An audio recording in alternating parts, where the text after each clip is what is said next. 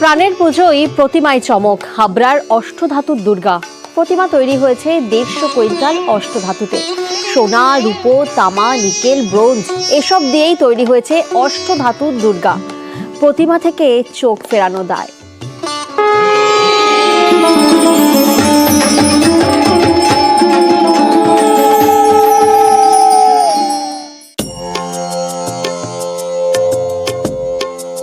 প্রতিমাতেই চমক। শিল্পী ইন্দ্রজিৎ পোদ্দারের এবারের চমক অষ্টধাতুর দুর্গা।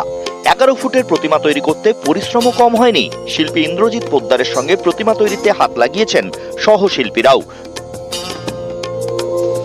আমার বিভিন্ন রূপোর যারা কাজ করে তারা বা কারিগররা বলে যে অষ্টধাতুর বানাবো না। তা আমি ভাবলাম যে এর কারণ কি, কারণ কেউ বলতে পারছে না, এটা একটা কুসংস্কার। তো সেখান থেকেই আমার মনে হলো যে অষ্টধাতুর করি। এবার আমি যদি ধাতু গলিয়ে একটি বানাই মূর্তি, তাহলে অনেকেরই প্রশ্ন থাকবে এর মধ্যে সোনা নেই, এর মধ্যে রূপো নেই। তার জন্যই আমি অ্যাসেম্বল করলাম যে মা দুর্গার মুখ হচ্ছে তামা, হাত তামা, লক্ষ্মী হচ্ছে গিয়ে পিতল, কার্তিক হচ্ছে ব্রোঞ্জ, এরকমভাবে অ্যাসেম্বল করলাম। সব প্রতিমাতেই 8টা করে ধাতু থাকবে, কিন্তু এই অ্যাসেম্বল করার কারণ হচ্ছে মানুষকে বোঝানো।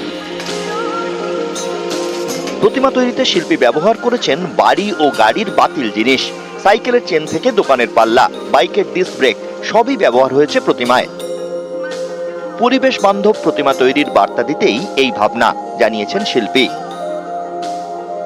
মণ্ডপের ভাবনা হচ্ছে প্রকৃতিকে নিয়ে, প্রকৃতির জল ও গাছকে বাঁচাতে হবে, তাহলেই পৃথিবী বাঁচবে, আমরাও বাঁচব। তো সেখান থেকে মনে হলো যে প্রকৃতির ক্ষতি করে এরকম কিছু দিয়ে বানাবো না। গাছ কেটে তার কাঠামো বানানো, বিচুলি দিয়ে ঘর বানিয়ে পুজো হয়ে গেলে মাটি সহ বিচুলি সহ জলে ফেলে দেওয়া, জল দূষণ করা, সেখান থেকেই ভাবনা আসলো অন্য কিছুর প্রতিমা করি। হাবড়া থেকে জিয়াউল আলম, নিউজ 18 বাংলা।